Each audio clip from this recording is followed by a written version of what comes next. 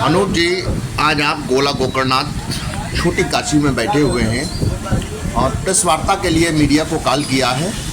बताइए क्या रीजन है? मैं अनूप गुप्ता, जिला उपाध्यक्ष, राष्ट्रीय हिंदू सेना, जनपद लखीमपुर खीरी, उत्तर प्रदेश। मामला ये है कि कल शाम को 5:30 बजे के बाद मेरे पास एक सूचना आई थी कि गोला गोकर्णनाथ स्टेशन पे जो मालकुआं से वाराणसी जाने वाली ट्रेन 05030 उसकी टक्कर से 2 गोवंशों की दर्दनाक मौके पर मौत हो गई। जिसकी सूचना मुझको मिली, मैं अपने पदाधिकारियों के साथ मौके पर पहुंचा।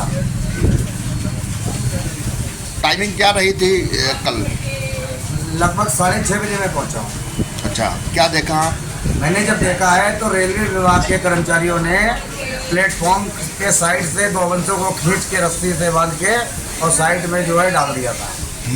फिर जब मैं वहाँ पे पहुँचा हूँ तो मैंने उप जिला अधिकारी SDM साहब को फ़ोन से अवगत कराया कि ऐसी ऐसी घटना घट गई है। उसके बाद मैंने पशु चिकित्सा अधिकारी डॉक्टर अमित जी को भी फ़ोन किया और जो है और GRPF वाले भी वहाँ से आए थे। सभी लोग मौके पे मौजूद थे।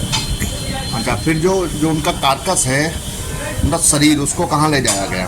उसको जो है क्या नाम, जो स्टेशन मास्टर है उन्होंने JCB मंगाई थी और JCB मंगा के उसका अंतिम संस्कार वो लोग कराने जा रहे थे। जैसे ही मौके पे मैं पहुंच गया तो GRPF के भी पदाधिकारी आए थे वहाँ पे, गोला प्रशासन कोतवाली के भी अधिकारी आए थे, पशु चिकित्सा के सभी लोग आए थे वहाँ पे और आके उसका PM हुआ। उसके बाद उसका अंतिम संस्कार हुआ। अच्छा, तो कहना क्या चाहते हैं आप? मैं ये कहना चाहता हूँ कि ये जो लाल कुआं वाराणसी ट्रेन 05030 ये गोला में रुकती नहीं है और ये काफ़ी तेज़ी से आती है। पिछले कुछ दिनों एक आग की घटना हुई थी अलीगंज फाटक पे, उसमें भी एक गोवंश की मृत्यु हुई थी और कल भी 2 गोवंशों की मृत्यु हुई है। तो मैं ये चाहता हूँ ये ट्रेन रोकी जाए। अगर रोकने का कोई प्रावधान नहीं है तो प्लेटफॉर्म पूर्ण रूप से रेलवे कर्मचारी चेक कर लें कि हमारा कोई गोवंश, कोई मनुष्य और किसी प्रकार का कोई जानवर, पशु पक्षी प्लेटफॉर्म पे ना हो तो गाड़ी का क्रॉस हो।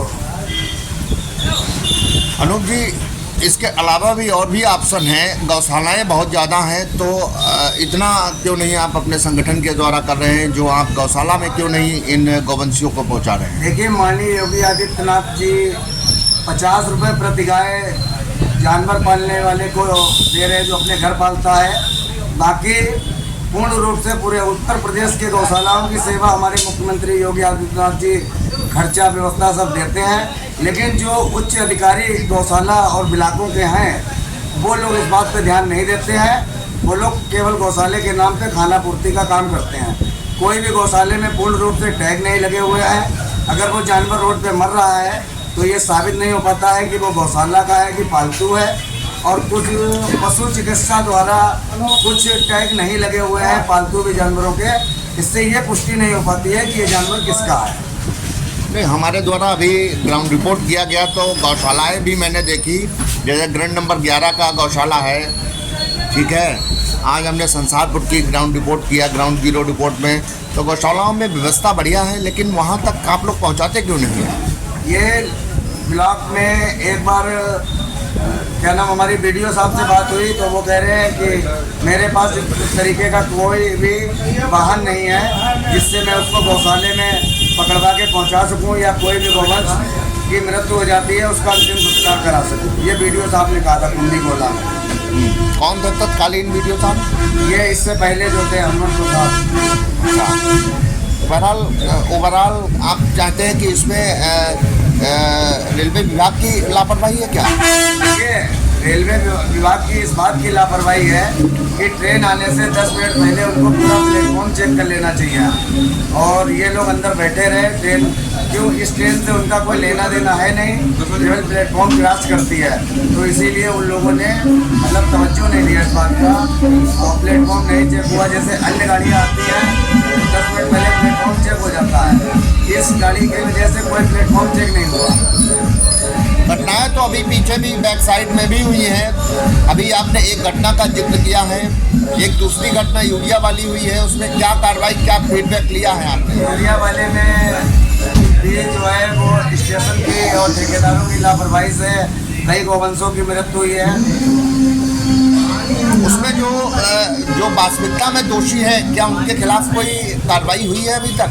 अभी तक तो मेरी जानकारी लिखित में कोई कार्रवाई नहीं आई है, लेकिन कार्रवाई होनी चाहिए। घटना बड़ी थी तो आपको पता करना चाहिए था। अभी कोई कार्रवाई किसी प्रकार की अभी सामने नहीं आई है।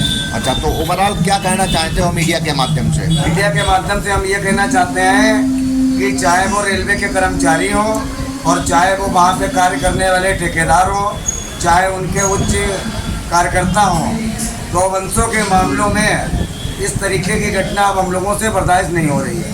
परिचय दीजिए। जी, मैं मोहित राठौर, हिंदू सेना।